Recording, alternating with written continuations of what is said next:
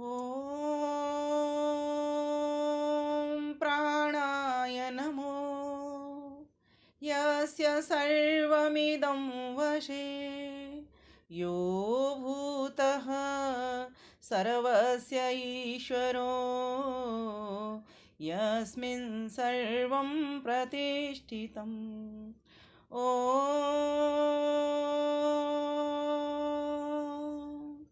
नमस्ते अस्तु आयते नमो अस्तु परायते नमस्ते प्राणतिष्ठत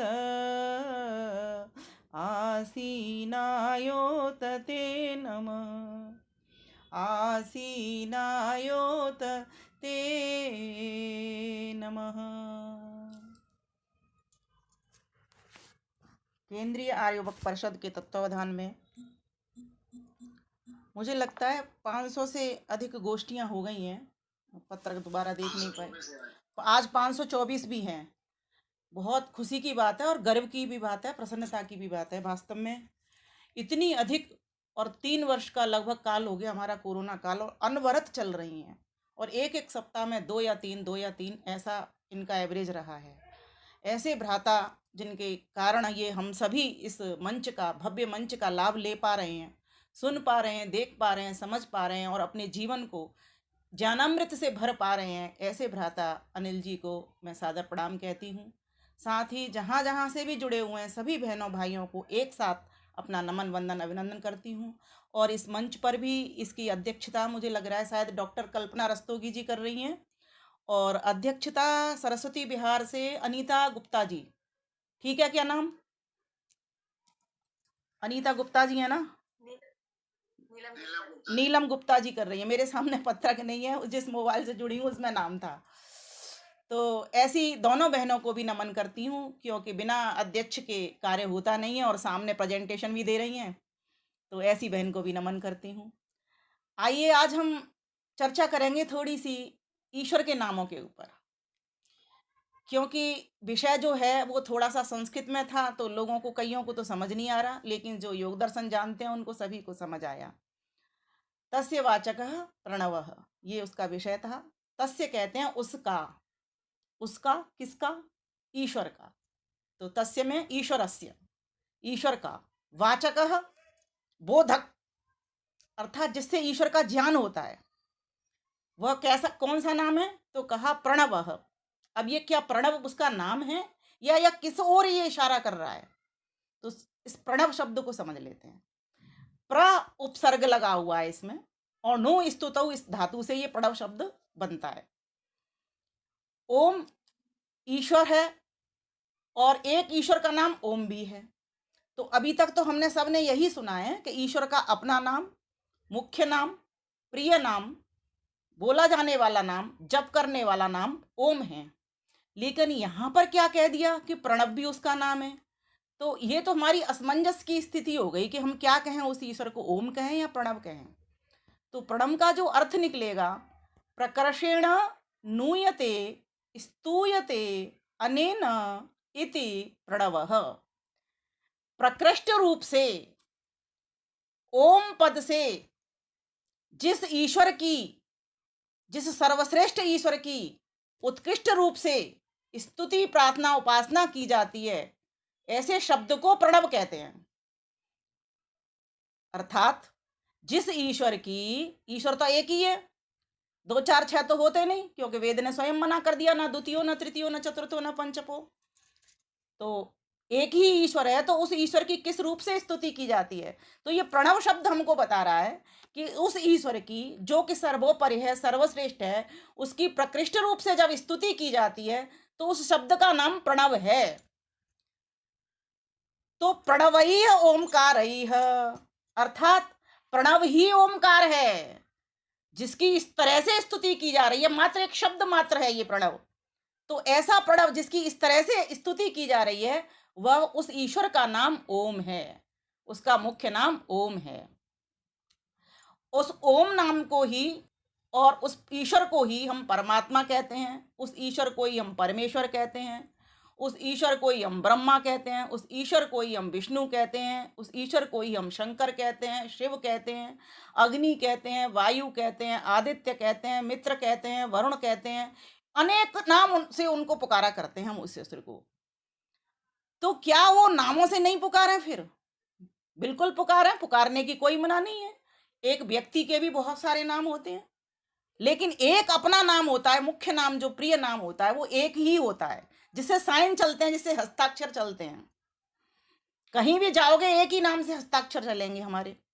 तो ऐसे ही वो परमपिता परमेश्वर भी एक ही हस्ताक्षर से हस्तांतरित है, स्थापित है, एक ही उसका नाम है ओम। इसीलिए उसका जो प्रणव नाम कहा गया वो मात्र एक शब्द की संरचना है।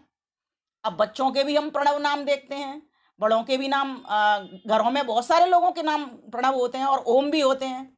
इसका मतलब ये तो नहीं है हम सभी जानते हैं कि वो ईश्वर हो गए। हम ये चाहते हैं कि ईश्वर के गुण कर्म स्वभाव को बच्चे धारण करें, जिन जिन के नाम रखे हैं माता पिता ने या गुरुजनों ने, किसी ने भी रखे हैं। तो परमात्मा का जो अपना नाम है वो ओम है, और उसके अनेक नाम हैं, वो एक एक वाची हैं, ये समझने की बात है। इसीलिए उसका जब जप किया जाता है, अन्य नामों से करने की इतनी जरूरत नहीं है। अगर किसी ने ओम नाम से जप कर लिया उसका, तो उसके सारे गुणों को एक साथ समेट लेता है ओम नाम। इसीलिए ओम नाम की बहुत अधिक महिमा गाई गई है। यजुर्वेद के 40वें अध्याय में 17वां मंत्र निकालिए, वहां पर आपको मिलेगा ओम खम ब्रह्म। तो कोई तो बात है ओम के भीतर नहीं, वहां पर ये भी हो सकता था ओम शिव, शिव शिव खम ब्रह्म हो सकता था, लेकिन नहीं हुआ। ब्रह्मा खम ब्रह्म हो सकता था, लेकिन नहीं हुआ। तो कोई तो बात है इस ओम नाम में। तो आइए पहले तो महिमा का वर्णन करती हूँ, फिर आगे बढ़ूंगी बताने के लिए। तो यजुर्वेद के 40वें का 17वां मंत्र, उसमें कहा ओम खम ब्रह्म, वो परमेश्वर खम ब्रह्म, आकाश, खम माने आकाश, आकाश की तरह व्यापक है, बड़ा है, सर्वव्यापक है। जैसे आकाश है सर्वव्यापक, उसी तरीके से वो परमेश्वर भी सर्वव्यापक है। और ओम का दूसरा एक अर्थ भी होता है अवतीत ओम। अवतीत रक्षा करने वाला होने से उस परमेश्वर का नाम सर्वरक्षक भी है, उसको सर्वरक्षक भी कहते हैं। क्यों कहते हैं? ओम के नाम के आधार पर ही कहते हैं। लेकिन उसका नाम एक ब्रह्मा भी है, जैसा कि मैंने कहा। तो सृष्टि सृजन करने से उसका नाम ब्रह्मा भी है ना। विष्णु पालन करने से, सर्वव्यापक रहने से उसका नाम। लेकिन एक एक अंग को ये सभी नाम बता रहे हैं। लेकिन ओम नाम के भीतर बहुत सारा व्यापक क्षेत्र समेटा हुआ पड़ा हुआ है। महर्षि दयानंद सरस्वती कहते हैं अकार उकार मकार, ये तीन जो कार हैं, इन तीनों कारों के भीतर ईश्वर के गुण कर्म, जो अनंत गुण कर्म स्वभाव है, वे सारे की सारे तीन मात्र इन अक्षरों के भीतर समाहित हो जाते हैं। अ से क्या आवाज नहीं आ रही मेरी? क्यों पता नहीं, नेटवर्क तो ठीक है। तो अकार, अकार शब्द के महर्षि दयानंद सरस्वती ने 3 अर्थ किए हैं। एक अर्थ किया उन्होंने विराट, पहला अर्थ किया विराट का अर्थ होता है यो विविधम चराचरम जगत राजयति प्रकाशयति सो विराटः। परम पिता परमेश्वर जिसने सारे संसार को रचाया और रचा करके प्रकाशित भी किया, ऐसे परमेश्वर को विराट कहते हैं। और ये कहाँ आ गया? ये ओम के भीतर आ गया।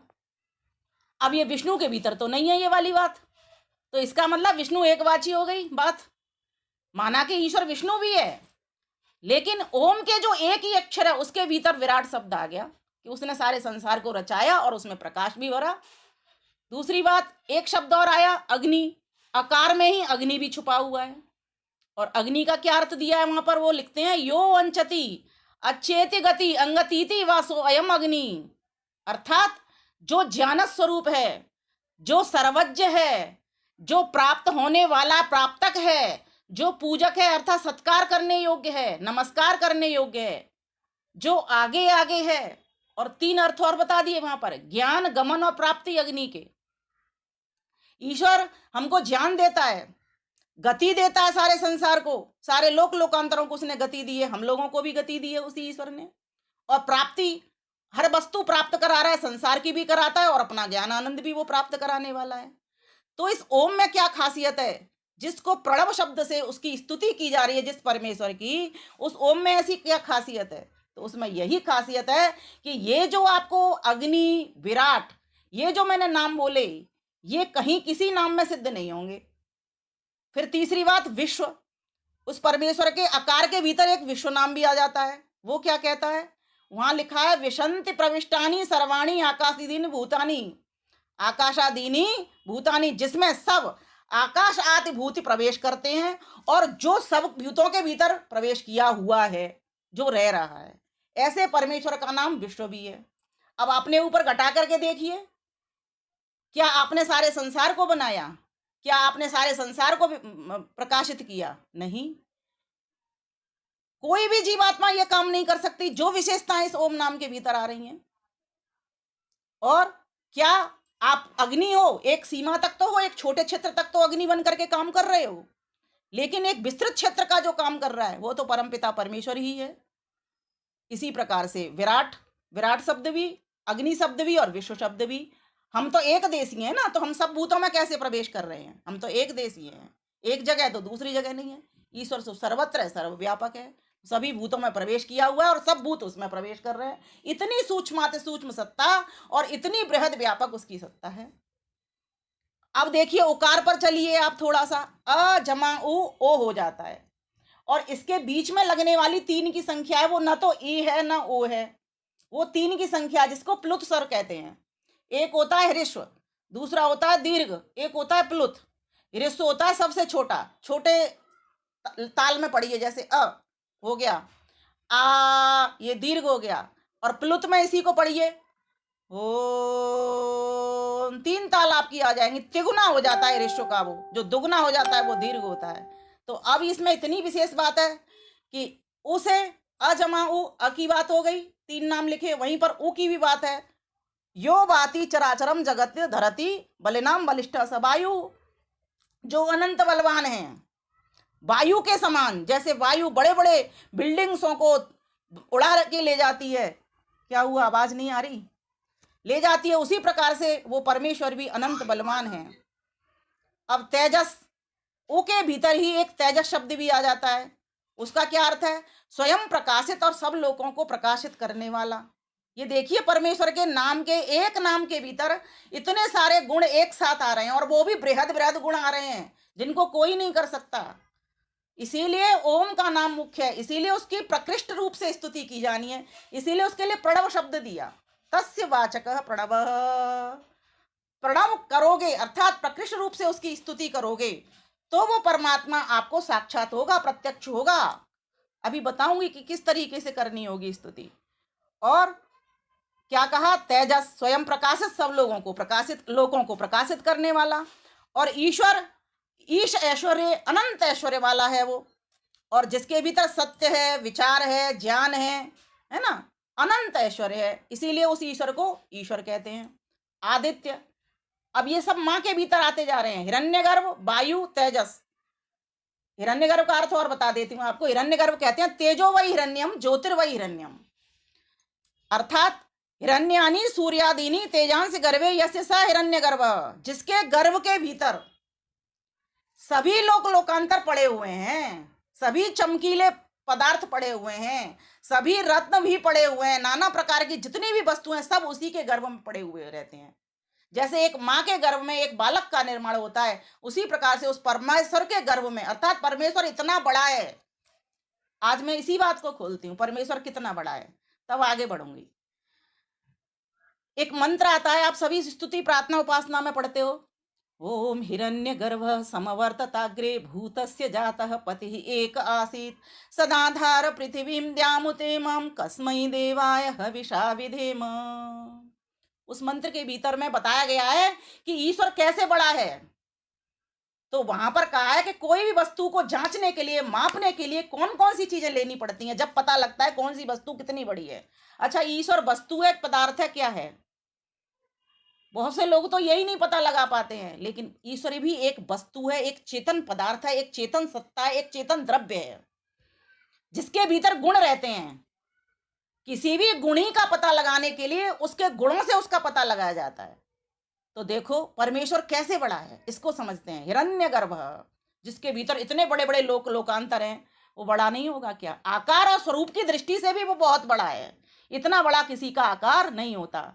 यजुर्वेद के भीतर एक मंत्र आता है पुरुष सूक्त में, सहस्र शीर्षा पुरुष सहस्राक्ष सहस्रपाद सर्वभूमिम सर्वत स्पृत्वा अति अतिष्ठत दशांगुलम। वो परमेश्वर कैसा है, तो वहां पर बताया जा रहा है अति अतिष्ठत दशांगुलम, मतलब ये जो 10 अंगुल का जो पूरा विश्व ब्रह्मांड है, अर्थात 10 भूतों से जो बना हुआ है, 5 सूक्ष्म भूत 5 स्थूल भूत, इनसे भी वो अतिरिक्त है और भी बड़ा है। वो इतना वो महान है आकार और स्वरूप की दृष्टि से भी। अब स्वरूप को भी थोड़ा समझ लो, स्वरूप किसको कहते हैं। जैसे नमक है, नमक की एक डेली है, तो चारों ओर से उसको आप चख करके देखिए, सब जगह से नमकीन होगा। दूसरा उदाहरण, एक गुड़ है, गुड़ को चारों ओर से चख के देखिए, मीठा ही मीठा होगा, ये गुड़ का स्वरूप है। नमक की डली नमक का स्वरूप है, गुड़ की डली गुड़ का स्वरूप है। तो परमेश्वर कैसा है? आनंद स्वरूप है, ज्ञान स्वरूप है, सुख स्वरूप है, ऐसा उसका स्वरूप है। तो आकार की दृष्टि से बड़ा और योग्यता की दृष्टि से भी बड़ा। इसी मंत्र के भीतर आ जाती है ये वाली बात भी, जब हम ये बोलते हैं ना, सदा धार पृथ्वी ध्यामुते माम, पृथ्वी लोक द्यू लोक, ये सब किसकी योग्यता है? क्या हम इसका निर्माण करके धारण कर सकते हैं? वही धरता भी है, उसने ही हमको सबको धारण किया हुआ है। जैसे अभी हम पृथ्वी पर रह रहे हैं तो हमको पृथ्वी ने धारण किया, लेकिन पृथ्वी को किसने धारण किया? सूर्य ने धारण किया। सूर्य को किसने धारण किया? ब्रह्मांड ने धारण किया। ब्रह्मांड को किसने धारण किया? परम पिता परमेश्वर ने धारण किया। इसी मंत्र के भीतर यह भी बता दिया गया कि योग्यता की दृष्टि से भी परमेश्वर बड़ा है, आकार और स्वरूप की दृष्टि से भी बड़ा है, तो काल और कारण की दृष्टि से भी परमेश्वर बड़ा है। स एषः पूर्वेषामपि गुरु काले न नवच्छेदात, ये महर्षि पतंजलि हमको बता देते हैं। गुरुओं का गुरु, अर्थात अभी हम कहते हैं हमारे माता पिता गुरु, उनके फिर माता पिता और गुरु, उनके भी माता पिता उनके गुरु, अंतिम जब कारण चला जाएगा तो वो परमेश्वर ही गुरु है, जिसने 4 ऋषियों को वेदक का ज्ञान दिया। और कैसे दिया? चित्र के सहित दिया। पहले वस्तु बनाता है ईश्वर, उसका फिर उसके बाद में ज्ञान देता है मनुष्यों को, क्योंकि मनुष्य सबसे श्रेष्ठ रचना होने से सबसे बाद की रचना है अगर क्रमशः हम देखें तो ईश्वर काल की दृष्टि से भी बड़ा है, योग्यता आकार स्वरूप की दृष्टि से बड़ा, काल की दृष्टि से बड़ा और कार्य कारण की दृष्टि से भी बड़ा है। अंतिम कारण जब आप जाओगे माता पिता के माता पिता, तो क्या जाओगे? अंतिम कारण पे, जो अनादि कारण है वो ईश्वर ही है। ईश्वर के कारण ही ये सृष्टि रचना हुई और ईश्वर के कारण ही ये सृष्टि की प्रलय हो जाएगी। और अधिकार की दृष्टि से देखोगे तो इसी मंत्र में आपको अधिकार भी मिल जाएगा। पति एक आसित, एक ही पति था, एक ही स्वामी था। अब आप कहोगे एक ही स्वामी था तो अब नहीं है क्या? वेदों के भीतर जो मंत्र आते हैं उनमें वर्तमान काल, भूतकाल, भविष्य काल, तीनों कालों को लेकर के व्याख्या की जाती है। जो था वो है और आगे भी रहेगा, ऐसा वो ईश्वर है। तो सोचो, पति, सबका पति कौन होता है? पालक होता है, जो रक्षा करता है वही पति होता है ना। जैसे महाभारत काल में द्रौपदी थी, कहते ना उसके 5 पति, इसका मतलब ये नहीं है कि वो धर्मपति हो या उनकी धर्मपत्नी हो, इसका मतलब था पालक थे, रक्षा के लिए तैयार थे। और घर के देवर जेठ जो होते हैं वो घर के रक्षक होते हैं कि नहीं होते हैं? पति तो उसका एक ही युधिष्ठिर था। लेकिन लोगों में इतनी भ्रांति है, सही ज्ञान न होने से, शुद्ध ज्ञान न होने से, मिलावटी ज्ञान होने से लोग बहुत गलत तरीके से प्रेजेंटेशन कर दिया करते हैं। तो हमें इस बात को भी समझना होगा। तो ईश्वर आकार और स्वरूप की दृष्टि से भी बड़ा है हमसे, काल की दृष्टि से भी बड़ा है, कारण और कार्य की दृष्टि से भी बड़ा है। इतना बड़ा संसार उसने रच दिया, किसी की सारी जीवात्माएं मिल जाएं तो भी नहीं रच सकते। इसीलिए उसको क्या कह दिया जाता है? तत्र निरतिशयम सर्वज्ञ बीजम, वो तो सभी ज्ञानों का बीज है, अर्थात वही एक आधार है, उसी से ही सभी ज्ञान को प्राप्त करते हैं, उसी से ही सभी। और ये तो छोटी छोटी बात बताई मैंने, अभी और आगे बढ़ जाओ, संबंध की दृष्टि से भी वो सबसे बड़ा है। हम सभी के जो संबंध होते हैं ना, एक दूसरे से थोड़े से होंगे, लेकिन उस ईश्वर से वही संबंध एक जैसे समान लोगों के लोग लगा। माता भी सबका ही है वो, हम तो एक की माता होंगे, 2 की होंगे, 4 की हो जाएंगे, दूसरे की बुआ हो जाएंगे, मामी हो जाएंगे, किसी की मौसी हो जाएंगे, लेकिन वो परमेश्वर तो सबका ही सबसे संबंध रखने वाला है। तो ऐसे परमेश्वर से उसका नाम का भी संबंध है। अर्थात जो ईश्वर वस्तु है, जो निराकार है, चेतन है, सर्वव्यापक है, सर्वदेशीय है, सर्वांतर्यामी है, ऐसा जो ईश्वर है उसके साथ में उसके नाम का भी संबंध है, नित्य संबंध है। जब जब वो सृष्टि बनाता है तब तब ईश्वर वेद ज्ञान देता है और तब तब ये बात भी बताता है कि मेरे नाम से मेरा ये संबंध है। अर्थात वेद के भीतर ही ये स्वयं ओम का नाम आया हुआ है। आप देखोगे कठोपनिषद में कहा है, सर्वे वेदा यत पद्मामनन्ति तपांसि सर्वाणि च यद् वदन्ति। माइक बंद करेंगे अपना। यदिच्छन्तो ब्रह्मचर्यं चरन्ति तत्ते पदम संग्रहेण ब्रवीमि ओम इत्येतत्। अर्थात जिसका सब वेद, सब धर्मानुष्ठान रूप तपश्चरण जिसका मान्य करते हैं और जिसकी प्राप्ति की इच्छा करके ब्रह्मचर्य को धारण करते हैं, अर्थात ब्रह्मचर्य आश्रम में जाते हैं, उसका नाम ओम है। उसकी इतनी बड़ी महिमा है। सोचो, संबंध की दृष्टि से भी वो बड़ा है, अधिकार की दृष्टि से भी बड़ा हो गया, ज्ञान की दृष्टि से भी वो बड़ा हो गया। सर्वज्ञ बीजम कह दिया। तो आप देखिए, एक एक चीज को ढूंढते जाइए। सुख की दृष्टि से भी सबसे बड़ा है। हम कितने सुखी होते हैं, साथ साथ दुखी भी होते चलते हैं, उसमें एक भी दुख नहीं है। इसलिए तो उसको पाना चाहते हैं हम, क्योंकि महर्षि पतंजलि वहां भी कहते हैं, क्लेश कर्म विपाका सही अपरामृष्ट पुरुष विशेषो ईश्वर। ये उसका स्वरूप भी बता दिया गया है। हमारे जो वेदों में बात आती है उसी बात को हमारे दर्शनकारों ने भी अपनी अपनी भाषा में सूत्र रूप में प्रस्तुत कर दिया है। उसी बात को, जिसकी बात की हिरण्यगर्भ कह करके समवर्तताग्रे का मंत्र था, उसी बात को कह करके महर्षि पतंजलि ने भी तो कह दिया कि सुख की दृष्टि से भी, प्रसन्नता की दृष्टि से भी वो सबसे बड़ा है। उसमें एक भी क्लेश नहीं रहता, सारा सुख का भंडार है। और उसके भीतर एक विशेषता और है, दानी की दृष्टि से भी वो सबसे बड़ा है। आप एक काम करिए, आपके पास अगर स्तुति प्रार्थना उपासना की पुस्तक है वो खोल लीजिए, वहां पर आप पहले मंत्र से चलिए। वैसे सभी को याद है वो मंत्र, यहाँ पर सभी आर्य परिवार के लोग बैठे हुए हैं, नित्य प्रति स्तुति प्रार्थना उपासना के मंत्रों को पढ़ते हैं। आप पहले मंत्र को देखिए, वहां पर क्या हो रहा है, वहां पर किसकी दृष्टि से, वहां पर भी बड़ा बताया जा रहा है। विश्वानि देव सवितर दुरितानि परास, वहां सविता देव सबसे बड़ा है कि नहीं है, जो सारे संसार को बनाता है, सारे संसार को प्रकाशित करता है और सारे संसार को प्रेरणा करता है कि भाई ये काम कर, ये काम मत कर। तो वो सविता देव हमसे सबसे बड़ा है कि नहीं, जो परमात्मा का एक नाम सविता है। सविता वही सर्वस्य प्रसवता, जो सबका प्रसव कर रहा है, सबको जन रहा है और जन करके यूं नहीं छोड़ता, सबको भीतर से प्रेरणा भी करता है ना। जब बुरा काम करते हैं तो भय दिखाता है, लज्जा होती है, शंका आती है मन में, और जब अच्छा काम करते हैं तो शाबाशी देता चलता है, मनोबल बढ़ाता चलता है, उत्साहवर्धन करता चलता है कि भाई कर ये काम। एक चोर को भी भीतर से प्रेरणा करता है। जो वो प्रेरणा होती है अच्छे काम पर शाबाशी की, बुरे काम पर मना करने की, वो ईश्वर की ओर से होती है। इसी से ईश्वर सिद्ध हो जाता है। ईश्वर है, कोई ना कोई सत्ता है जो हमको ज्ञान कर रही है भीतर से।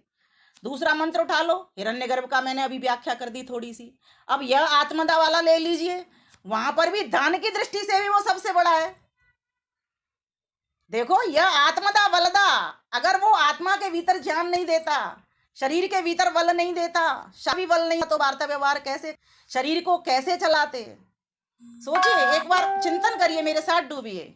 ये ईश्वर की स्तुति बता रही हूं मैं आपको, जिसको प्रणव नाम से कहा जा रहा है कि प्रकृष्ट स्तुति ईश्वर की कैसे करनी है इन मंत्रों में। इसलिए महर्षि दयानंद सरस्वती ने इतना श्रम किया, क्रमवाइज लगा दिया। ईश्वर को जानो, सबसे पहला काम ये करो, उसकी स्तुति करो और उससे साथ साथ प्रार्थना भी करते चले जाओ। केवल कोरा गुणगान से भी बात नहीं बनती है कि तू ईश्वर ऐसा है, ऐसा है, ऐसा है। साथ ही साथ कहो, उससे मांग भी रखो। और क्या मांग रखो, तू जैसा है वैसा मैं भी काम करूं, प्रभु मुझे उतनी शक्ति दे दो, उतनी अपने प्रति भक्ति दे दो। अब दूसरा मंत्र उठा लिया हमने, अब तीसरा मंत्र ले लो, यह आत्मदा वलदा, इसका भी हो गया कि वो दान की दृष्टि से भी बड़ा है। अब आगे बढ़ जाओ, चौथा मंत्र ले लो, यह प्राण तो निमिषतो मयत्वैक, तो यहाँ पर राजा शब्द आ गया, तो वो राजा की दृष्टि से भी बड़ा है। एक देश का राजा, मान लीजिए चक्रवर्ती सम्राट भी हो जाए, तो वो तो सम्राटों का भी सम्राट है, सोचो, तो वो इस दृष्टि से भी बड़ा है। और आगे बढ़ जाओ, अब और आगे चलो, मंत्र आप बोलेंगे समझेंगे तो उसमें एक एक एक विशेषण और ईश्वर का छुपा हुआ है। आगे बढ़ो, यह प्राणतों के बाद ये न द्यौरुग्रा पृथ्वी च दृढ़ा ये न स्वस्तवितम ये न नाक यो अंतरिक्ष। तो अब देखिए इसी मंत्र के भीतर देखिए वो आधार की दृष्टि से हम सभी को आधार दे रहा है, इस दृष्टि से भी वो बड़ा है। सारे लोक लोकांतर उसी को उसी ने धारण कर रखे हैं। और आगे चले जाइए, सनो बंधुर जनिता, इसी में ही विशेषण छुपा हुआ है स्तुति का कि वो ईश्वर हमारा बंधु की दृष्टि से, इतना बड़ा कोई भाई हो नहीं सकता, इतना काम करने वाला कोई भाई हो नहीं सकता, इतनी रक्षा करने वाला कोई भाई हो नहीं सकता, इतना हमारे साथ साथ रहने वाला हर काल में हमारा भाई हो नहीं सकता, इतना सम्मान देने वाला भी हमारा भाई नहीं हो सकता। सोचो, बंधुर जनिता, और वही हमारा माता पिता है संबंध की दृष्टि से भी, इसी इसी मंत्र ने बता दिया। कुछ तो बात थी इन मंत्रों में, इसलिए स्वामी दयानंद सरस्वती इनको चुन चुन करके लाए स्तुति करने के लिए। और फिर आगे बढ़ जाओ, सनो बंधुर जनिता के बाद में अग्नि नए सुपथा राय। अब यहाँ पर अग्नि का जो संबोधन है वो क्या है? वो प्रकाश करने के लिए है, आगे ले जाने के लिए भी है। ईश्वर हम सबसे आगे है कि नहीं है बताइए? एक मंत्र आता है वेद का, सपरे आगात, और वहीं कह दिया अग्नि। अग्नि क्या है? आगे ही आगे रहती है, अग्नि अग्नि भवती, वही आगे आगे रहता है ईश्वर। हम अभी चल करके जाएंगे, एक देशी हैं इसीलिए, वो तो पहले से ही हमसे आगे। एक टॉर्च पकड़िए आप, जलाइए, उसकी बटन दबाइए, दबा के देखिए प्रकाश कहाँ जा रहा है, आगे जा रहा है पीछे जा रहा है? प्रकाश आगे आगे चल रहा है।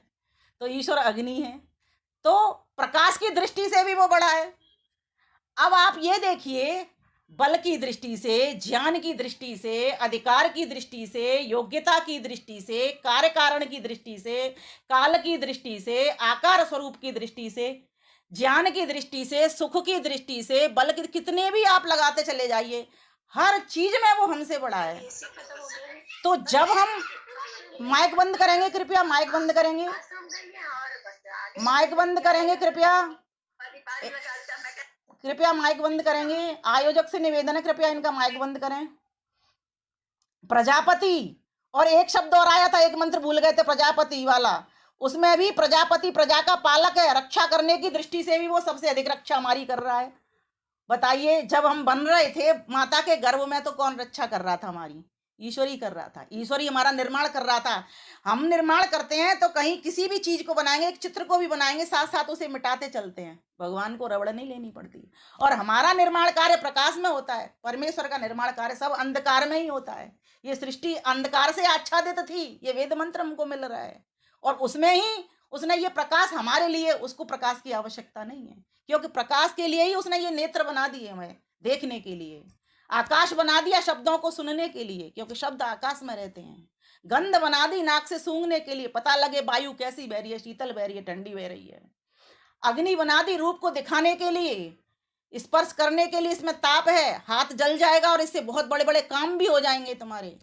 इसी अग्नि के कारण वायुयान चल जाते हैं, इसी अग्नि के कारण समुद्र में समुद्री जहाज चल जाते हैं, इसी अग्नि से आपका हवन हो जाता है, और इसी अग्नि से चूल्हे में खाना पक जाता है, और यही अग्नि अंत में ले जाती है तो शमशान में भी ले जाती है। आप सोचिए, एक बार सोच करके देखिए। एक बहन ने मुझे प्रश्न किया, हम तो लोग मामी मौसी बुआ होते हैं, वो ईश्वर तो नहीं होता ऐसा? आपने कहा सारे संबंध उससे हैं। बिल्कुल होता है जी। बुआ किसको कहते हैं? जो मायका है उसके अंदर जितनी भी बहन बेटियां होंगी आपकी, बुआ होंगी, बहन होंगी। आप अपने मायके में देखिए, क्या उन्होंने ईश्वर का भजन नहीं करना प्रारंभ किया? क्या पति रूप में उन्होंने नहीं वर्ण किया तो वो फूफा हो गया कि नहीं हो गया? हंसने की बात है। उसने मेरे से जैसा प्रश्न किया उसका मैंने वैसे उत्तर दिया। उस ईश्वर से आपके सारे संबंध हैं, यही समझना है बस उसको। बंधु, जब बंधु कह दिया, बंधु बंधने, हम बंधे हुए हैं उससे, छूट सकते ही नहीं, लेकिन वो अनुभव में नहीं आ रहा। अब इसको समझिए थोड़ा सा, वो अनुभव में क्यों नहीं आता ईश्वर? जिसकी प्रकृति रूप से स्तुति की जाए वो हमारे अनुभव में क्यों नहीं आता? अनुभव में नहीं आएगा तो कैसे उसका गुणगान करेंगे, कैसे उससे याचना करेंगे, और कैसे उसके निकट होंगे? इसलिए उसका देखिए, अनुभव में कोई वस्तु कब नहीं आती। एक सांख्य दर्शन के भीतर एक सूत्र आता है, महर्षि कपिल लिखते हैं, वो सूत्र मिलेगा आपको, प्रथम अध्याय का 108वां है। जो दर्शन पढ़ने वाले लोग हैं वो इसको नोट कर लें। वहां पर वो लिखा है, विषयो अविषयो अपि अति दूरादेह हानोपादानाभ्याम इंद्रियस्य। इसके भीतर 8 बातें आ जाती हैं, उसको समझने का प्रयास करेंगे कि कोई वस्तु क्यों नहीं दिखती, ईश्वर क्यों नहीं दिखता, जो वो अति सूक्ष्म है, एक तो अति सूक्ष्मता के कारण नहीं दिखता। जैसे कोई चीज बहुत छोटी हो तो सूक्ष्मदर्शी से देखते हैं, जैसे दही में कीड़े होते हैं, अब ये हमें पता लग गया क्योंकि सूक्ष्मदर्शी, लेकिन इन आंखों से तो नहीं दिखता, तो सूक्ष्मदर्शी से देखा तब जाके पता लगा। लेकिन वो दही के कीड़े तो सूक्ष्मदर्शी से दिख गए, और भी ऐसे जम्स होते हैं वो किसी भी तरीके से नहीं दिखने में आते हैं, सोचो। तो जो चीज अति सूक्ष्म होगी वो भी नहीं दिखेगी, और जो अति स्थूल होगी वो भी नहीं दिखेगी। बहुत बड़ी है, मान ली पृथ्वी है, अब आपको दिख रही है अपने घर का ये कमरा ही दिख रहा है बस आपको, पूरी पृथ्वी नहीं दिख रही, सिर्फ आप अनुमान प्रमाण से जान रहे हो और शब्द प्रमाण से जान रहे हो। ये शास्त्रों ने बता दिया, हमारे ऋषि महर्षियों ने हमको ये बात बता दी है, या भूगोल विदों ने हमको बात बता दी है कि पृथ्वी इतनी बड़ी है, इतना इसकी त्रिज्या, इतना इसका व्यास है, समझ रहे हो ना। तो जब सूक्ष्म वस्तु होगी तो नहीं दिखेगी, स्थूल होगी, बहुत बड़ी होगी तो नहीं दिखेगी। अब आप कहोगे कि सूरज तो दिख जाता है हमको, वो तो पृथ्वी से भी बहुत बड़ा है, ये प्रश्न आप कर सकते हो, पर इतना चिंतन करोगे तब तो निकलेगा ये प्रश्न। तो वो क्यों दिख रहा है? क्योंकि वह हमसे इतनी अधिक दूर है, इतनी अधिक दूर है, बहुत बड़ा होते हुए भी, और सीधा उसका ऐसा प्रभाव है, ज्योतिषविद ऐसा बताते हैं कि ऐसे तिरछी लाइन में हम ऐसे पड़े, ऐसे हैं, इस तरह से हैं, हम उसका चक्कर लगा रहे हैं उसका, इस तरह से। तो हम उसको देखते, लेकिन देखते कितना सा है, उसको इतना छोटा सा दिखते हैं। अब प्रश्न ये आएगा कि अति सूक्ष्मता से कोई वस्तु नहीं दिखती, अति स्थूलता से भी कोई वस्तु नहीं दिखती, और अति दूर से भी कोई वस्तु नहीं दिखती। जैसे हमें अभी यहाँ पे से अमेरिका दिख रहा है क्या? अमेरिका भली छोड़ दो आप, पड़ोसी का घर दिख रहा है क्या? नहीं दिख रहा। तो क्या क्या क्या कारण हुआ? अति सूक्ष्मता से नहीं दिख रहा, स्थूलता से भी नहीं दिख रहा, समीपता से भी नहीं दिखता। जैसे हमारी आंख है, इसमें काजल लगाया हुआ है हमने, हमें दिख रहा है क्या? नहीं दिख रहा। शीशे में तब तक नहीं देख लेंगे तब तक काजल नहीं दिखेगा। हमारा मुंह हमसे कितना नजदीक है, लेकिन वो नहीं दिखता, शीशे में ही देखते हैं हम। हमारी पीठ कितनी नजदीक है, लेकिन नहीं दिखती, तो भी नहीं दिखता। अब देखिए, मध्य में जिस वस्तु को देखना चाह रहे हैं, कोई एक पर्दा आ जाए तो भी वो नहीं दिखेगा। जैसे एक दीवार आ गई, सामने वाले घर को देखना चाहते हो, सामने वाले व्यक्ति को देखना चाहते हो, बीच में एक कोई और खड़ा हो गया बड़ा व्यक्ति, तो वो पीछे वाला व्यक्ति नहीं दिख रहा, तब भी नहीं दिखती। अब सब कुछ ठीक है, व्यक्ति भी सामान्य है, दूरी भी अधिक नहीं है, सूक्ष्म भी उतना नहीं है, स्थूल भी उतनी नहीं है, फिर भी नहीं दिख रहा। तो ऐसा क्या कारण है? मन की अस्थिरता। ये महर्षि कपिल कह रहे हैं, मैं नहीं कह रही। मन हिल रहा है तो भी एकाग्र नहीं होगा, तब भी उस चीज को नहीं पहचानेंगे। बारात की बारात निकल जाती है, मन कहीं किसी और चिंतन में खोया हो, बारात भी नहीं पता चलती, सामने से निकल रही होती है।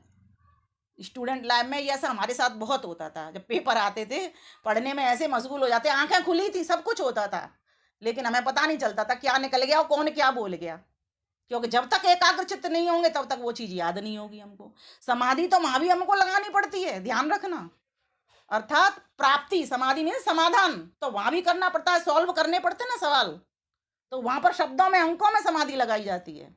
और यहाँ पर ईश्वर के साथ समाधि की बात चलेगी कि उस ईश्वर की किस प्रकार से स्तुति की जाए। तो उसको जब तक तुम समझोगे नहीं कि वो ईश्वर है कैसा, तब तक समाधि कैसे लगेगी। तो 8 कारणों में से अभी मैंने 4-5 बताए आपको, और आगे चलिए। अगर आंख में कुछ आ गया या आंख में से दिखाई नहीं दे रहा, इंद्रिय विकार के कारण भी वो चीज नहीं दिखेगी, ऐसा होता ही है।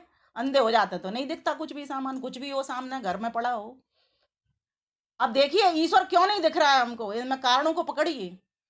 और अन्य इंद्रियों के प्रभाव से भी, अन्य लोगों के प्रभाव से भी हमको ईश्वर नहीं दिखता।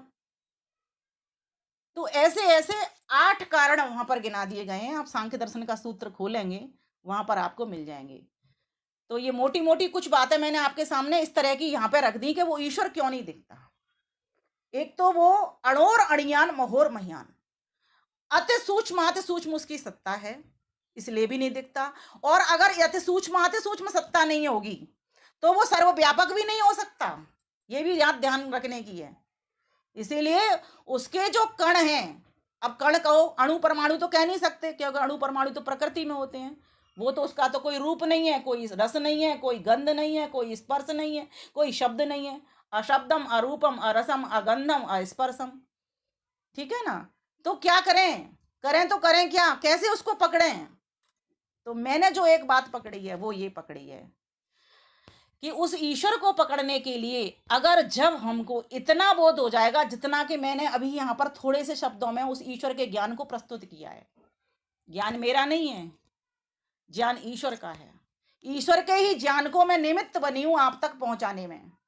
बस कि मैंने जो पकड़ा है, मैंने जो चिंतन किया है, मैंने यही किया है कि ये स्तुति प्रार्थना उपासना के नित्य प्रति मंत्रों को पढ़ते हैं, और वास्तव में हर एक मंत्र के आगे एक एक स्तुति पड़ी हुई है कि वो ईश्वर हमसे कितना कितना बड़ा है। लेकिन हम फिर भी किसी से वार्ता व्यवहार करते वक्त मैं ज्ञान में बड़ा, मैं धन में बड़ा, मैं बल में बड़ा, मेरे पास इतने कपड़े, मेरे पास इतनी शक्ति, मेरे इतने पुत्र पौत्र, मेरे इतने वो सारा सामान, पता सारी दुनिया को लेकर के अपने बड़प्पन को आगे हम रख करके बैठ जाते हैं।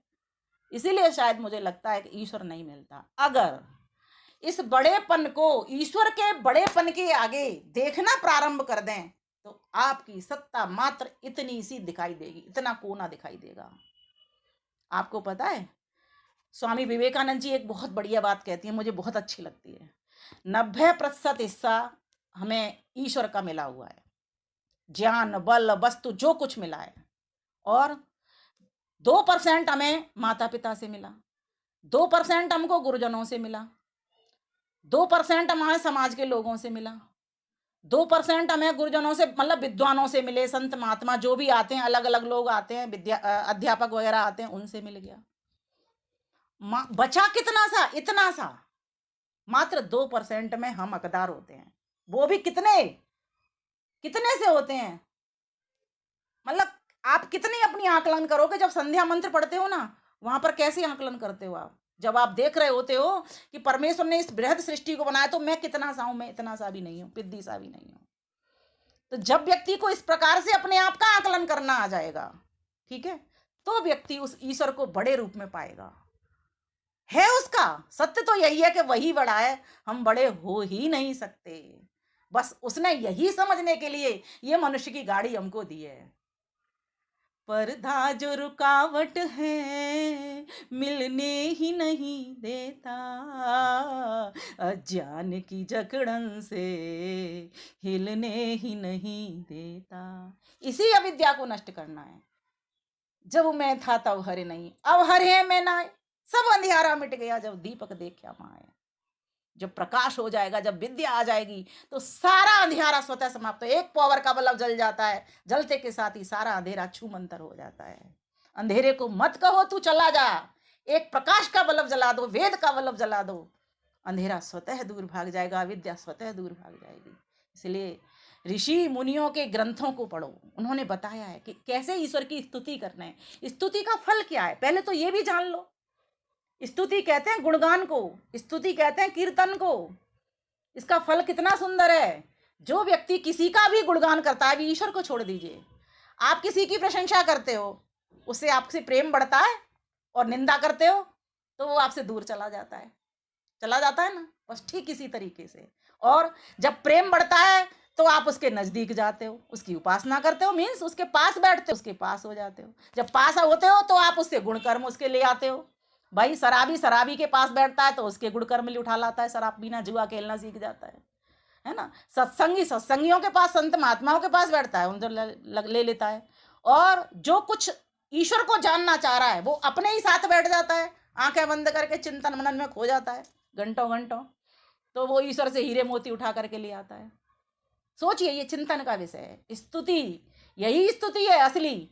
तो गुणगान करने से क्या होगा? ईश्वर से प्रेम बढ़ जाएगा। ईश्वर का गुणगान करेंगे, प्रभु आप सेठ जी हो, सर्वश्रेष्ठ हो, मुझे किसको जानना है, मैं तुम्हें जानने के लिए आया हूं, तुझे ग्रहण करने वरने के लिए आया हूं, तुझे सिद्ध करने के लिए आया हूं, तुझसे आनंद भरने के लिए आया हूं। मेरा जन्म इसीलिए तो हुआ है प्रभु, तूने बड़ी कृपा कर दी, मुझे इस मनुष्य चोले की गाड़ी में बिठा दिया, यही गाड़ी तुझसे मिलवाएगी प्रभु। इसीलिए उसकी प्रकृष्ट स्तुति करिए, प्रणव से स्तुति करिए, उसकी ओम नाम जपते हुए उसकी स्तुति करिए, अर्थात प्रकृष्ट स्तुति करिए उसकी, और लगातार स्तुति करिए हर कर्म में। एक और चीज बताती हूं मैं आपको, जिस व्यक्ति को ईश्वर प्रधान करना आ जाता है, महर्षि पतंजलि इसका सूत्र भी देते हैं, ईश्वर प्रधानात्वा, उसको उसकी सिद्धि हो जाती है। उस ईश्वर की सिद्धि होने से हमको लाभ क्या होता है? उसका ज्ञान, बल, आनंद सब हमारे भीतर आ जाता है। कठिन से कठिन दुख आ जाए हमारे पास, कैसी भी विकट परिस्थितियां आ जाएं, व्यक्ति सहन करने वाला बन जाता है। कहता है राई के समान, पहाड़ के समान दुख आने पर भी राई के समान उसको प्रतीति होती है मात्र। भाई दुख आता है, प्रतीति तो होगी, लेकिन बहुत बड़े दुख को भी वो झेलने की शक्ति रखेगा, ताकत रखेगा। तो उसकी स्तुति करने का ये फल जब समझ में आ जाता है, तो फिर क्या करता है व्यक्ति? क्या करना चाहिए? तो प्रार्थना भी करनी चाहिए, क्योंकि बिना आप गुणगान कर रहे हो और उसे चाहना कर नहीं रहे हो कि प्रभु मेरे भीतर भी ये गुण आ जाएं, और चाह करके भी आप और लोगों के लिए सर्वे भवन्तु सुखिनः कर नहीं रहे हो, सिर्फ अपने लिए चाहत कर रहे हो, अपनी उन्नति से संतुष्ट हो रहे हो, तो अभी ध्यान रहना, परमात्मा दूर हो जाएगा आपका। इसीलिए महर्षि दयानंद सरस्वती ने कहा, स्तुति के साथ प्रार्थना करिए, प्रकृष्ट रूप से पुरुषार्थ करिए, पुरुषार्थ पर उतरिए, प्रार्थना उठाइए, उसको पुरुषार्थ में बदलिए, उद्यम कीजिए, और साथ ही साथ उपासना, उसकी निकटता को भी ग्रहण करिए। जिस किसी के पास जाते हैं वही गुण हमारे भीतर आना प्रारंभ हो जाते हैं। तो ईश्वर की स्तुति, प्रार्थना और उपासना करने के लिए उसको ओम कहा। अब सत्यात प्रकाश में उपासना विषय निकाल लेना आप, 7वां समुल्लास है, ये मैं आपको बता रही हूँ। वहां पर बहुत सारे दर्शनों के भी सूत्र एक साथ आपको मिल जाएंगे। तद जप तदर्थ भावनम, उस ईश्वर को किस तरीके से जप करना चाहिए। स्वाध्याय के अंतर्गत भी जप आता है, स्वाध्याय के अंतर्गत आत्मनिरीक्षण भी आता है, स्वाध्याय के अंतर्गत अपने आप को पढ़ना आता है, ये समझ लीजिए इसको इस तरह से। और स्वाध्याय के अंतर्गत वेद शास्त्रों का पढ़ना भी होता है। ये 3 अर्थ स्वाध्याय के होते हैं। इसीलिए ओम का जप प्रकृष्ट रूप से करने के लिए पहले आपको यह समझना पड़ेगा, जिसका मैं जप करने के लिए जा रहा हूं वो कौन है, वो कैसा है, और मैं कौन हूं, मैं कैसे उसका जप ठीक प्रकार से कर सकता हूं, और मैं उसका जप कर क्यों रहा हूं, उससे क्या लाभ मिलेगा। क्योंकि कोई भी काम व्यक्ति तभी करता है जब पहले लाभ देख लेता है। कहीं पर सेल लगी है 10% पे फ्री, 20% पे या 50% पे, तो फौरन व्यक्ति चला जाता है मॉल में कहीं भी, और कितना भी उसको त्याग करना पड़ा फटाफट चल देता है। लेकिन यहाँ पर हमको पता है सबसे बड़ा दुकानदार वही है, धन्ना सेठ वही है, फिर भी हम 1-1 घंटा बैठने का भी प्रयास, क्या छोड़ो 15-15 मिनट भी संध्या में नहीं बैठते, ऐसे स्पीड चलाएंगे। ओम शन्नो देवी रविष्टे आपो भवन्तु पीतये संयो रवि स्रवन्तु न, ऐसे हमारी स्पीड चलेगी। स्वामी सत्यपति जी रोजड़ वाले कहा करते थे, एक एक शब्द को ओ 9 की 9 अर्थ आपके विचार में आ जाने चाहिए, उससे आगे मत बढ़ना जो मैंने अभी 9 अर्थ बोले थे। भू कहते के साथ ही साथ भू जीवन दे रहा है। प्रभु मुझे जीवन दीजिए, मैं भी किसी को जीवन दे सकूं। प्रभु मैं यही आपसे प्रार्थना करता हूं, अब मैं आपसे दूर नहीं होऊंगा, क्योंकि आपके पास जो चेतना है मैं आपकी पूर्ण चेतना से भरना चाहता हूं, तभी मैं किसी को अधिक से अधिक चेतनावान बना सकता हूं, किसी मूर्छित को, किसी बेहोश को होश में ला सकता हूं। ऐसे प्रार्थना उठाइए आप। ये है प्रकृष्ट रूप से स्तुति, प्रकृष्ट रूप से प्रार्थना। प्रार्थना में तो स्वयं में प्र लगा हुआ है, ऐसे ही प्रणव, स्तुति में भी प्र है, प्रकृषेण, अभी बताया था, नुयते स्तूयते इत्यनेन, अर्थात उसकी प्रकृष्ट रूप से स्तुति करना, गुणगान करना, और उस गुणगान को सिर्फ करके मत छोड़ देना, प्रार्थना में उतारना, पुरुषार्थ में उतारना, और इतने निकट हो जाना कि जब तक आपके पास उसका गुण आना प्रारंभ ना हो जाए। जैसे एक शराबी व्यक्ति को जब तक शराब पीना नहीं आता तब तक वहीं बैठा रहता है, और फिर पीना आ जाता है तो क्या करता है, अकेला नहीं पीता, 10 यार दोस्तों को बिठा लेता है। लेकिन वो तो बुरे गुण में ऐसा काम कर रहा है, हम तो एक अच्छे गुण में ऐसा काम प्रारंभ करें। इतनी देर भजन करूंगा और मैं अकेला नहीं करूंगा, सबको लेकर के करूंगा, सबको इस बात को बताऊंगा। तो इस प्रकार से सत्यात प्रकाश ने भी कहा है। और उस प्रकृष्ट रूप से स्तुति करने के लिए आपका जीवन भी यम नियम से भरना चाहिए। यम के भी 5 अंग, नियम के भी 5 अंग।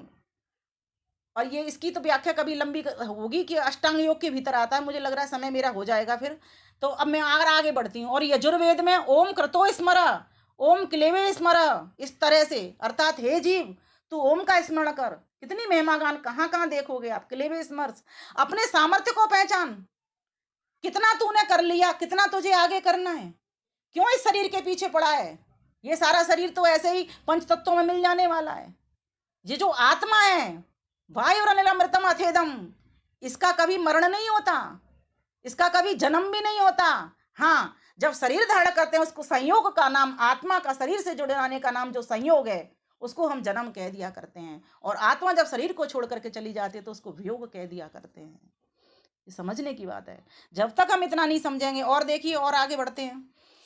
एक आता है छांदोग्य में भी, जैसे ओम के बहुत सारे अर्थ हैं। ओम को उद्गीत भी कहा गया है, वहां पर उद्गीतम, ओम इत एतद अक्षरम उद्गीतम उपासित, इस तरह से वहां आपको मिलेगा।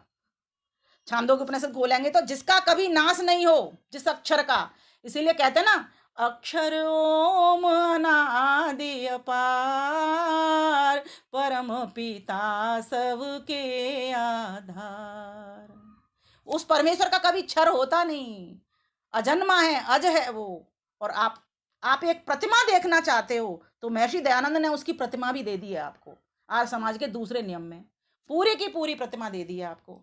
एक बार उस पूरी प्रतिमा का चिंतन कर देना, कभी समय मिलेगा अगली बार तो मैं उस पूरी प्रतिमा का चिंतन आपके समक्ष रखूंगी। एक बार उस प्रतिमा को उठा जाइए, उसके द्वारा आप स्तुति प्रार्थना उपासना करिए ईश्वर की, आपका प्रणव बन जाएगा, वो आपका ओम सिद्ध हो जाएगा। वहां भी बहुत मेहनत की है उन्होंने, 19 या 18 नाम है, आप गिन करके देख लेना, वहां पर भी आपका प्रणव सिद्ध हो जाएगा। ऐसे ऐसे उन्होंने नाम छांटे हैं, जो 9 नाम इस अकार उकार मकार के भीतर थे। ईश्वर आदित्य प्राज्ञ, और आदित्य का अर्थ बताया था मैंने, जिसका कभी नाश नहीं होता, अवखंडने, और प्राज्ञ का अर्थ था प्रकृष्ट रूप से ज्ञानी अर्थात सर्वज्ञ। बस इतना सरल शब्दों में समझ लें, ये सब 9 की 9 अर्थ उस एक ओम के भीतर आ जाते हैं। तो ऐसा प्रणव शब्द से जिसको पुकारा जा रहा, जिसकी स्तुति की जा रही है, ऐसा ओमकार परमेश्वर अवतिथि ओम अर्थात हम सबका रक्षक है, रखवाला है। जब इतना भरोसा हो जाएगा, रखवाला क्या करता है? सुरक्षा, पहला काम सुरक्षा देता है। जो गार्ड होते हैं वो क्या करते हैं? चौकीदार, सुरक्षा करते हैं ना बिल्डिंग्स की, तो हम भी अपने आप के चौकीदार बने हैं। यो जागार तम ऋच कामयन्ते, यो जागार तम सामानियन्ति, यो जागार तमयं सोमाः, तवाहमस्मि सखेन्योका। जो जागता है उसके लिए चारों वेद की रचाएं गान करती है, समस्त धन दौलत उसके चरणों में बिछ जाती है। महर्षि दयानंद सरस्वती को किसी की गद्दी नहीं चाहिए। किसकी गद्दी चाहिए? मात्र एक परम पिता परमेश्वर की गद्दी चाहिए। तो मेरे साथ आइए बोलते हैं, जप करते हैं, संध्या का समय हो रहा है। ओम ओम बोल प्राणी, ओम ओम बोल, ओम ओम बोल प्राणी, ओम ओम बोल। ओम के सिवा ना जग में कोई तेरा मोल, ओम ओम बोल प्राणी, ओम ओम बोल। उसकी और कैसे की जाए स्तुति? तो कहा उसकी 2 प्रकार से उपासना की जाती है, एक सगुण अर्थात गुण सहित, और एक निर्गुण अर्थात गुणों से रहित। ईश्वर के भीतर भी उस वही चीजें हैं जैसे हमारे भीतर भी होती हैं। जो कुछ गुण होते हैं, कुछ गुण नहीं होते। जैसे ईश्वर के भीतर कौन से गुण हैं? एक वेद मंत्र आता है यजुर्वेद के 40वें अध्याय में, 8वां मंत्र है वो, सपरि आगात शुक्ल कायम अब्रणम स्नावरम शुद्धम पापविद्धम कबीर मनीषी परिभू स्वयंभू याथा तत्तु अर्थान व्यदधात शाश्वतीभ्य समाभ्य। उस मंत्र में क्या कहा है? उस मंत्र के भीतर जो 4 बातें हैं ना, वो उसकी निर्गुणता को साबित कर रही हैं। अकायम, काया से रहित है वो परमेश्वर। निर्गुण अर्थात गुणों से रहित, उसके भीतर जन्म लेने का गुण नहीं है, काया में नहीं आता। ये भी उसकी उपासना है। निर्गुण का अर्थ लोगों ने निराकार कर लिया, निर्गुण का अर्थ, सगुण का अर्थ लोगों ने साकार कर लिया, जबकि निर्गुण और सगुण उपासना उसी एक निराकार परमेश्वर की ही होंगी दोनों। जैसे सब पर आगा, सब जगह पर व्यापक है, तो ये सगुण प्रार्थना हो गई। शुक्रम शीघ्रकारी है, सब जगह पहुंचा हुआ है, इतनी तीव्र उसकी गति है, ये सगुण उपासना आ गई। सपरिगा शुक्रम अकायम, काया से रहते, ये निर्गुण उपासना हो गई।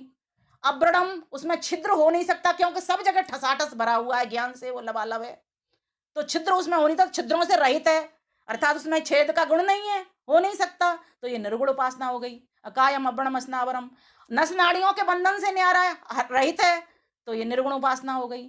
अकायम अव्रणम स्नावरम, और शुद्धम को छोड़िए, शुद्धम सगुण उपासना हो गई। अपाप विद्धम, पापों से रहित है, अधर्म से रहित है, वो ईश्वर में एक भी धर्म का काम नहीं करता, अन्याय से रहित है, तो ये सब निर्गुण उपासना हो गई। तो कुछ लोग तो उस ईश्वर की निर्गुण उपासना करते हैं, इन इन चीजों को लेके करते हैं, कुछ सगुण करते हैं, कुछ दोनों करते हैं। महर्षि दाना सरस्वती ने हमारे लिए श्रम करके हमको दोनों उपासना सिखला दी। और प्रत्येक व्यक्ति में भी कुछ गुण होते हैं, कुछ गुण नहीं होते हैं।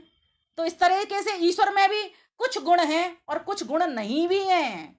कुछ लोग कहते हैं ईश्वर तो सर्वगुण संपन्न है, वहां पर सर्वगुण संपन्न का मतलब ये नहीं है, वहां पर निर्गुण सगुण दोनों चीजों को देखना पड़ेगा कि उसके भीतर निर्गुणता भी है और उसके भीतर सगुणता भी है, इस तरह से वो सर्वगुण संपन्न है। अर्थात अधर्म के गुण उसमें नहीं है, धर्म के गुण है, अन्याय के गुण उसमें नहीं है, न्याय के गुण है। ये ईश्वर की सगुण निर्गुण उपासना। जब व्यक्ति को ये स्तुति प्रार्थना और उपासना का सही महात्मा पता चल जाएगा, ईश्वर के स्वरूप का पता लग जाएगा, महर्षि पतंजलि के अनुसार क्लेश कर्म विपाका सही अपरामृष्ट पुरुष विशेषो ईश्वर है, और अपने स्वरूप का भी ज्ञान होगा।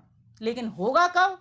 जब एकाग्र चित्त होगा, यम नियम से जीवन भरेगा, सत्य अहिंसा पर चलेंगे, अस्तेय का पालन करेंगे, अपरिग्रही बनेंगे, अनावश्यक वस्तुओं का संग्रह नहीं करेंगे, शौच में रहेंगे, अंतःवाह से शुद्धि करेंगे,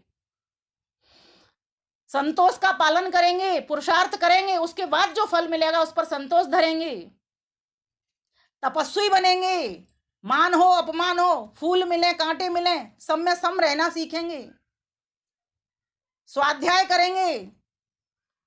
स्वाध्याय का जो फल मिलता है बहुत बड़ा मिलता है, ध्यान रखना। मैं जो स्वाध्याय आज बोल पा रही हूँ, स्वाध्याय के बल पर कर पा रही हूँ, और सिर्फ ये 4 दिन का नहीं, 4 साल का भी नहीं, ये है मेरा 40 साल का। बचपन से इसी काम पे लगी हुई, एक ही काम पे लगी हुई हूँ। हाँ, धीरे धीरे करके अनुभव वृद्ध व्यक्ति होता है, ज्ञान वृद्ध होता है, धीरे धीरे करके आप भी बढ़ी रहे हो। 3 साल में आप कितने बढ़ गए सोचो, और 30 साल में कितने और बढ़ जाओगे। भगवान सबको इतनी लंबी आयु भी दे कि जिससे हम लंबा जप उसका कर सकें। तो हमारा आज का जो विषय था वो यही था। लोगों को ये स्तुति का मतलब नहीं पता, तो वहां पर प्रणव शब्द से हम प्रकृष्ट रूप से परमेश्वर की स्तुति करें। प्रणव शब्द उसी के लिए सिद्ध हो रहा है कि उसका जो नाम है, ईश्वर का जो मुख्य नाम है वो ओम है। वस्तु अलग होती है, नाम उसका अलग होता है। मैं अलग हूं, मेरा नाम विमलेश अलग है, और मेरी जो पहचान हो रही है मेरे नाम से हो रही है, इसलिए इसको वाचक कहा है, और मैं वाच्य हूं। ऐसे ही ईश्वर वाच्य है और उसका नाम जो ओम है वो वाचक है, बोला जाने वाला है, पढ़ा जाने वाला है। ईश्वर साध्य है, हम सभी साधक हैं। तो इस प्रकार से जब व्यक्ति ईश्वर के को समझ लेता है कि वो ऐसा है, उसमें दुख है ही नहीं, तो व्यक्ति वहीं जाता है। जिसको जिस चीज की चाहत होती है, जीवात्माओं को आज मनुष्य रूप में जब आए हैं, सुख की चाहत है। सभी को सुख चाहिए, दुख किसी को चाहिए नहीं। क्यों? कुत्रापि कोपि सुखी ना, कहीं भी कोई सुखी नहीं है, इसलिए सबको सुख चाहिए। तो सुख चाहिए तो कहाँ जाएगा? सोनार के पास जाएगा, सोने से सुख मिलेगा। लोहार के पास जाएगा, लोहे से सुख मिलेगा। धनीराम के पास जाएगा, धन से सुख मिलेगा। आपने तो धन वाले भी देख लिए, उनके पास भी सुख नहीं है। पुत्र पौत्रादि वाले भी देख लिए, उनके पास भी सुख नहीं है, रोज झगड़े हो रहे हैं। फिर कहाँ मिलता है? कोई ना कोई ऐसी चीज है, तो वो वस्तु है निराकार चेतन सत्ता, जिसकी प्रकृष्ट रूप से स्तुति करने पर वो हमको प्राप्त हो जाएगा। प्रकृष्ट रूप से चाहना करने पर, प्रार्थना करने पर वो हमें प्राप्त हो जाएगा। प्रकृष्ट रूप से उसके समीप होने से वो हमको प्राप्त हो जाएगा। जब व्यक्ति को ये समझ होती है तो तस्य वाचक प्रणव नाम सिद्ध हो जाता है।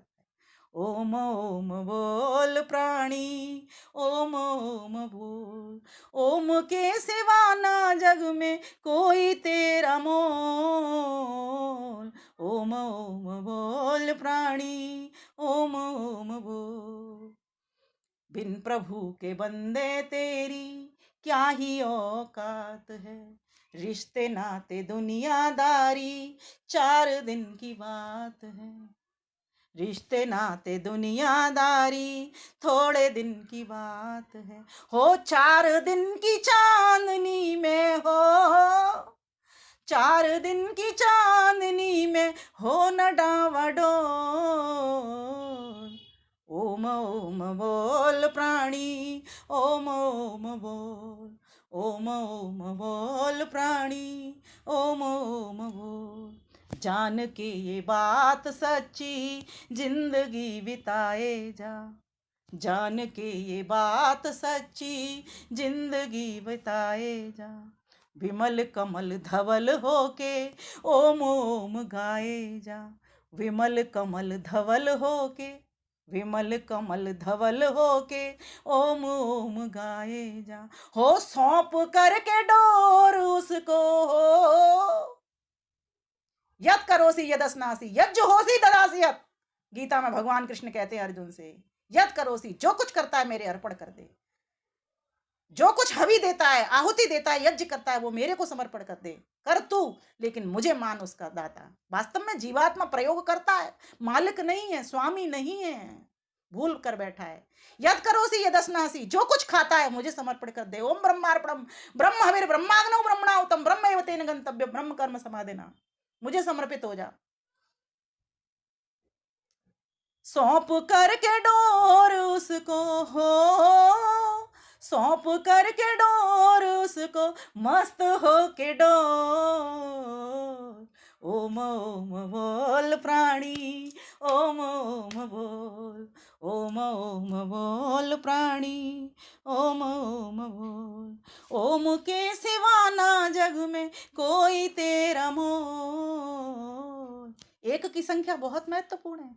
अगर शून्य को आप एक के इधर लगा दीजिए, कोई वैल्यू नहीं, और सारे शून्य एक के पीछे लगा दीजिए, वैल्यूवान हो जाते हैं। 10 भी हो जाएगा, 100 भी हो जाएगा, 1000 भी हो जाएगा, 10,000 भी हो जाएगा, लाख भी हो जाएगा, करोड़ भी हो जाएगा, बढ़ता चलेगा संख्या। कब? इसी प्रकार से ये जीवात्मा भी, आ ओ म, आ मान लीजिए परमात्मा, ओ मान लीजिए जीवात्मा, इस जुड़ जाए दोनों की दोनों, तो मां प्रकृति के छोड़ करके और दोनों का तालमेल हो जाएगा। बस इतनी सी बात समझनी है। बोलते के साथ ही, अबोलते के साथ ही परमात्मा सृष्टि खोल देता है। ओम परमात्मा सृष्टि को चलाता है, ओम परमात्मा सृष्टि को बंद कर देता है। ये महत्वपूर्ण कार्य कर रहा है। और एक छोटा छोटा गुण हमारे पास भी है। हम भी कुछ सृजन करते हैं अपने परिवार तक, हम भी कुछ पालना करते हैं अपने परिवार तक, हम भी कुछ बनाते हैं, उसको बिगाड़ते हैं, मिटाते हैं, कुछ थोड़ी सी दूर तक। लेकिन ईश्वर, अगर हम उस ईश्वर के भीतर पढ़ना प्रारंभ कर देंगे तो उससे अनंत बल गुण कर्म के स्वभाव रहते रहते आनंदी हो जाएंगे। ऐसा प्रतीत होने लग जाएगा जैसा कि हमारे ऋषि मुनि विद्वान बताते चले आ रहे हैं कि वास्तव में अब मैं एक हो गया हूं। जबकि एक होंगे नहीं, उसकी अपनी सत्ता रहेगी, मेरी अपनी सत्ता रहेगी। लेकिन इतने आनंद से भर जाएंगे, जैसे मैं कहा करती हूँ ना कि एक भरी हुई बाल्टी में अगर खाली लोटा डाल दोगे तो वो भरा ही रहेगा। ठीक इसी प्रकार से आनंद से हम भर जाएंगे। तो प्यारे भाइयों बहनों, आज की जो चर्चा रही वो इसी बात को लेकर के हुई कि हम नहीं जानते कि कैसे उसकी स्तुति प्रार्थना उपासना की जाए। लेकिन महर्षि दयानंद सरस्वती ने, महर्षि पतंजलि ने, हमारे दर्शनकारों ने हमको ये समझा दिया कि वास्तव में प्रणवैः ओमकारैः, प्रकट रूप से जो कोई व्यक्ति स्तुति करता है वो प्रणव होता है। प्रणव बोधक नाम है, ज्ञान कराने वाला नाम है। और उस प्रणव को ही ओम कहते हैं, जो उस ईश्वर का मुख्य नाम है, प्रिय नाम है और अपना नाम है। तो आज के लिए मैं अपनी चर्चा को यहीं विराम देती हूँ। मुझे नहीं पता कितना समय हो गया है। आप सभी का बहुत धन्यवाद, बहुत बहुत धन्यवाद अति श्रद्धा, धैर्य और प्रेम पूर्वक सुनने के लिए। नमस्ते जी। 1 घंटा 10 मिनट का लगातार उद्बोधन, बहुत बहुत धन्यवाद। अब आज की मुख्य अतिथि डॉक्टर कल्पना रस्तोगी जी, पुरस्कार अध्यक्ष।